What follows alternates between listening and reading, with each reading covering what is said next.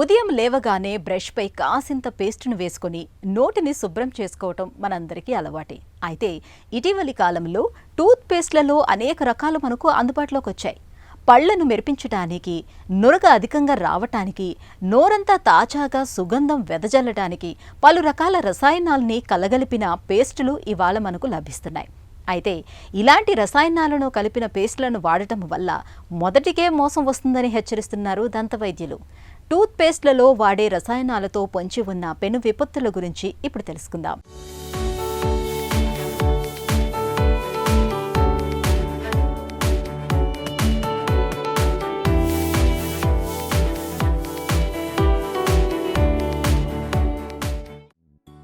పళ్లను శుభ్రం చేసుకోవటానికి వినియోగించే టూత్పేస్ట్లకు రంగు, రుచి, చిక్కదనం, ఉప్పు, బొగ్గు, సువాసనలంటూ ఇవాళ ప్రజలను ఆకర్షించేందుకు అనేక రసాయనాలను మిళితం చేస్తున్నారు. అందుకే టూత్పేస్ట్లను వినియోగించేటప్పుడు దాని తయారీలో ఏమేం పదార్థాలు ఎంత మోతాదులో వినియోగించారనే అవగాహన ప్రతి ఒక్కరికి ఉండాలి. నోటిలో ఉండే సహజ బ్యాక్టీరియాకు ఈ టాక్సిక్ పదార్థాలతో కూడిన టూత్పేస్ట్లు హాని కలిగిస్తున్నాయని వైద్యులు హెచ్చరిస్తున్నారు.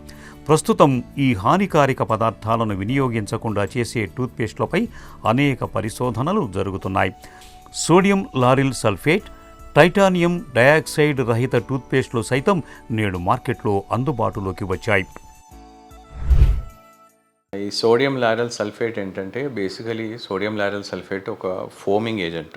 అంటే పంటి పైన బురుగులాగా తీసుకురావడానికి ఈ సోడియం లారెల్ సల్ఫేట్ ఎస్ఎల్ఎస్ అంటాం. సో చాలామందికి ఏంటంటే మ్యూకోజల్ సెన్సిటివిటీ, అంటే ఆఫ్టర్ అల్సర్స్ ఉన్న వాళ్ళకి క్యాంకర్ కోర్స్ అంటాము, లేదంటే సాధారణంగా నోట్లో అల్సర్స్ లాగా వస్తుంటాయి. అలాంటి ఉన్న వాళ్ళు అవాయిడ్ చేయాలి. స్పెషల్గా మ్యూకోజల్ సెన్సిటివిటీ, లైకన్ ప్లానస్ అంటే చిగుళ్ళకి లేదంటే బుగ్గలకి ఏమైనా లీజన్స్ ఉన్నవాళ్ళు, అలాంటి వాళ్ళకి సెన్సిటివిటీ వచ్చే అవకాశం ఎక్కువగా ఉంటుంది. సో ఇది purely foaming agent SLS. So అలా ఉన్న వాళ్ళకి ఎవరికైనా సెన్సిటివిటీ ఉంది, కడుపులో కొంతమందికి అల్సర్స్ కానీ లేదంటే కడుపులో సెన్సిటివిటీ, కొంతమందికి గ్యాస్ట్రిక్ ఇరిటేషన్ అయ్యే అవకాశం కూడా ఉంటుంది. అలాగే టైటానియం డయాక్సైడ్ అంటే ఇట్ ఈస్ అ వైటనింగ్, అంటే అది పంటి తెలుపు తీసుకురావడానికి కాదు, ఆ టూత్ పేస్ట్లో ఆ రంగు తెల్లగా రావడానికి టైటానియం డయాక్సైడ్ వాడతారు. దీంతో ఎలాంటి ప్రయోజనం లేదు. స్పెషలీ పిల్లల్లో ఈ టైటానియం డయాక్సైడ్ పూర్తిగా అవాయిడ్ చేయాలి. అండ్ స్పెషలీ దీంట్లో కొంతమంది కొన్ని కంట్రీస్లో ఏంటంటే దీనికి కార్సినోజెనిక్ ప్రాపర్టీస్ కూడా ఉన్నాయని చెప్తారు. సో ఇలాంటి పేస్ట్లని స్పెషల్గా అవాయిడ్ చేయడం బెటర్. అలాగే క్యాన్సరోజెన్ అని, అది మనకి ఆ ఫోమ్ అంటే పేస్ట్ లాగా ఉండడానికి మనం పేస్ట్లో వాడతాము. ఇది కూడా మ్యూకోజల్ సెన్సిటివిటీ, అంటే చిగుర్లోకి కానీ బుగ్గలకు కానీ సెన్సిటివిటీ ఇచ్చే అవకాశం ఉంటుంది. స్పెషలీ పిల్లల్లో ఇలాంటి వాళ్ళకి వీటిని అవాయిడ్ చేయాలి. స్పెషలీ అలాగే చిగుర్ల వ్యాధి, అంటే చిగుర్ల సర్జరీ చేసిన తర్వాత కానీ ఎండోడాంటిక్ ట్రీట్మెంట్ చేసిన తర్వాత కానీ ఇలాంటి కెమికల్స్ ఉన్న టూత్పేస్ట్లను పూర్తిగా అవాయిడ్ చేయాలి. హానికారక రసాయనిక పదార్థాలను టూత్పేస్ట్లో వినియోగించటం వల్ల దంతాల శుభ్రత మాట పక్కన పెడితే నోటిలో లాలాజలం ఇంకిపోతుంది. దీంతో అనారోగ్యం బారిన పడే ప్రమాదం ఉంటుంది.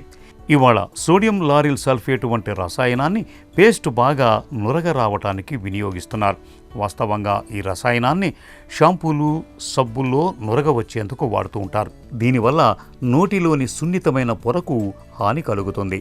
దీంతో తరచూ నోటిలో అల్సర్లు వచ్చే ప్రమాదం పెరుగుతుంది. ఇది డిటర్జెంట్ కావటంతో నోటిలో ఉండే లాలాజలం ఉత్పత్తిని తగ్గించి నోరంతా ఎండిపోయేలా చేస్తుంది. నిజానికి నోటి లోపల లాలాజలంలో ఉండే పలు ఎంజైమ్స్ చెడు బ్యాక్టీరియాను దూరంగా ఉంచుతాయి. కానీ నోరు పొడిబారిపోయి తగినంత లాలాజలం ఉత్పత్తి కానప్పుడు హానికరమైన బ్యాక్టీరియా దాడి పెరుగుతుంది. అల్సర్ల ముప్పు పెరుగుతుంది. నోటి శుభ్రత తగ్గిపోవటంతో దుర్వాసన, పిప్పిపళ్ళు, చివరికి దంతాలు పూర్తిగా ఊడిపోవటం జరుగుతుంది. ఇక టూత్పేస్ట్ గట్టిపడకుండా, ఎండిపోకుండా ఉండేందుకు వాడే ప్రొపైలిన్ గ్లైకాల్ టూత్పేస్ట్లలో కలిపే రంగుల వల్ల అలర్జీ, నోటి పుండ్లు లాంటి సమస్యలు వచ్చే ప్రమాదం ఉందని చెబుతారు డాక్టర్లు.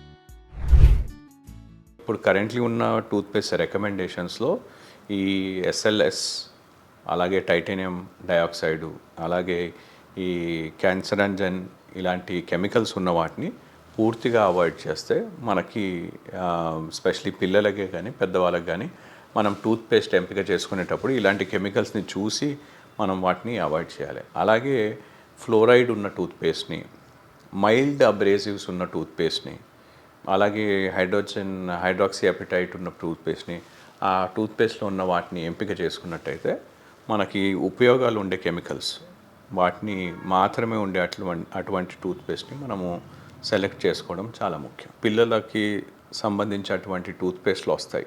దీంట్లో ఏంటంటే ఈ హార్డ్ కెమికల్స్, అబ్రేసివ్స్ ఎక్కువగా ఉండనటువంటి టూత్పేస్ట్ని ఎంపిక చేసుకోవాలి. సో వెరీ మైల్డ్ కెమికల్స్ ఉండే ఫోమింగ్ టూత్పేస్ట్లు, వాటిని మీ స్పెషలీ ఫ్లోరైడ్ ఉండే టూత్పేస్ట్ పిల్లలకు మనం సెలెక్ట్ చేసినట్టయితే, ఫ్లోరైడ్ ఏంటంటే పంటి పైన ఎనామిల్కే కానీ మనకి యాంటీ కేరియస్ ప్రాపర్టీస్, అంటే డీకే కానీ పప్పి పన్ను రాకుండా కాపాడే ఫ్లోరైడ్ టూత్పేస్ట్ని వాడితే మనకి పిల్లలు మనకి పనిచేస్తుంది. టూత్పేస్టును తెల్లని రంగులోనికి తీసుకొచ్చేందుకు టైటానియం డయాక్సైడ్ను వాడుతున్నారు. ఇది ఉన్న టూత్పేస్ట్లను వాడితే పిల్లల్లో ఆటిజం సహా అనేక సమస్యలు వచ్చే ప్రమాదం ఉంది. టైటానియం డయాక్సైడ్ నానో పార్టికల్స్ను పీల్చడం వల్ల క్యాన్సర్ లాంటి సమస్యలు వస్తున్నాయని కొన్ని అధ్యయనాలు చెబుతున్నాయి. ఇక టూత్పేస్ట్ను చిక్కగా, మృదువుగా, జెల్లాగా ఉంచటానికి వీలుగా కారగీనన్ అనే రసాయనాన్ని వాడుతున్నారు. కారగీనన్ వినియోగంతో జీర్ణాశయ సమస్యలు, పేగు వాపు లాంటి అనారోగ్య సమస్యలు తలెత్తే అవకాశం ఉందని పరిశోధనలు చెబుతున్నాయి. నోటిలోని సూక్ష్మజీవులను చంపటానికి టూత్పేస్ట్లలో పారాబెన్ ప్రిజర్వేటివ్స్ను వాడుతున్నారు. ఇవి శరీరంలోని అత్యంత కీలకమైన ఎండోక్రైన్ వ్యవస్థను అస్తవ్యస్తం చేస్తాయి. దంతాల సున్నితమైన ఎనామిల్ పూతను రక్షించటానికి ఫ్లోరైడ్ను టూత్పేస్ట్లలో కలుపుతున్నారు. దీన్ని మోతాదుకు మించి అధికంగా కలపటం వల్ల దంతాల రంగు మారటంతో పాటు డెంటల్ ఫ్లోరోసిస్ ప్రమాదం పొంచి ఉంటోందని హెచ్చరిస్తున్నారు డాక్టర్లు. పెద్దవాళ్ళలో మనం చూసినట్టయితే పెద్దవాళ్ళకు కూడా మరీ గరుకు గల పదార్థాలు అలా లేకున్నటువంటి టూత్పేస్ట్ని ఎంపిక చేసుకోవాలి. దీనివల్ల ఏంటంటే మనము టూత్పేస్ట్ మనం స్పెషలీ ఎస్ఎల్ఎస్, అలాగే టైటానియం డయాక్సైడు లేదంటే ఇలాంటి కెమికల్స్ ఉన్నట్టయితే నోట్లో ఇరిటేషను, కొంతమందికి డ్రై మౌత్ అంటే నోట్లో లాలాజలం తగ్గిపోవటము, ఇలాంటివి కూడా మనం చూస్తుంటాం. సో అందుకోసం టూత్పేస్ట్ ఎంపిక చేసుకునేటప్పుడు మనం స్పెసిఫిక్గా ఇలాంటి టూత్పేస్ట్ని ఎంపిక చేసుకోవాలి. కానీ అందులో టూత్పేస్ట్లో కూడా కొంతమందికి వాళ్ళకి డిఫరెంట్ సమస్యలు ఉండొచ్చు. అంటే కొంతమందికి సెన్సిటివిటీ ఉండొచ్చు, పళ్ళకి ఆల్రెడీ పళ్ళు అరిగిపోయి సెన్సిటివిటీ పళ్ళు జువ్వుమని లాగుతూ ఉంటాయి. సో అలాంటి వాళ్ళకి డీసెన్సిటైజేషన్ టూత్పేస్ట్లని మనము సలహా ఇస్తూ ఉంటాం. అలాగే కొంతమందికి ఏంటంటే చిగుల్లో వాపు ఉంటుంది. సో చిగుల్లో వాపు ఉంటే అలాంటి వాళ్ళకి చిగుల్లో వాపు తగ్గియడానికి చిగులకు సంబంధించినటువంటి టూత్పేస్ట్ ఇస్తుంటాం. సో ప్రతి ఒక్క దాంట్లో ఏంటంటే కొన్ని పదార్థాలు వేరేగా ఉంటాయి. టూత్పేస్ట్ ఎంపిక అనేది వారికి ఉన్న సమస్య బట్టి అండ్ జనరల్ ఫోమింగ్ క్లీన్ చేసుకునే అటువంటి టూత్పేస్ట్ని ఎంపిక చేసుకోవడం, ఇందులో ఈ హార్ష్గా ఉండే కెమికల్స్ దీనివల్ల మనకు ఎలాంటి ఉపయోగాలు లేనటువంటి టూత్పేస్ట్ని ఎంపిక చేసుకోవడం చాలా ముఖ్యం. దంత సంరక్షణ, నోటి శుభ్రత కోసం నిత్య జీవితంలో తప్పనిసరిగా వాడే టూత్పేస్టును ఎంపిక చేసుకోవటంలో మనందరం సరైన అవగాహన పెంచుకోవాలి. పేస్ట్ కొనే ముందు దానిపై ముద్రించిన వివరాల్ని పూర్తిగా చదవాలి. ఆ పేస్టులో ఏ రసాయనాలు ఉన్నాయి, వేటిని ఎంతెంత మోతాదులో కలిపారో అన్న విషయాలను టూత్పేస్టుపై ముద్రించిన వివరాల్లో చూడాలి. అవి ఆరోగ్యంపై ఎంత మేర దుష్ప్రభావం చూపిస్తాయో తెలుసుకోవాలి. Sodium lauryl sulphate, titanium dioxide లేనివి, parabens, propylene glycol, synthetic colours కలపనివి, ఫ్లోరైడ్ శాతం తక్కువగా ఉండే టూత్పేస్టుల్ని మనం ఎంపిక చేసుకోవాలి. అవే మనకు సురక్షితం. ప్రస్తుతం మార్కెట్లో సహజ సిద్ధమైన పదార్థాలతో చేసిన అనేక టూత్పేస్టులు అందుబాటులోకి వచ్చాయి. వాటిని వాడుకోవటం అన్ని విధాలా మేలు.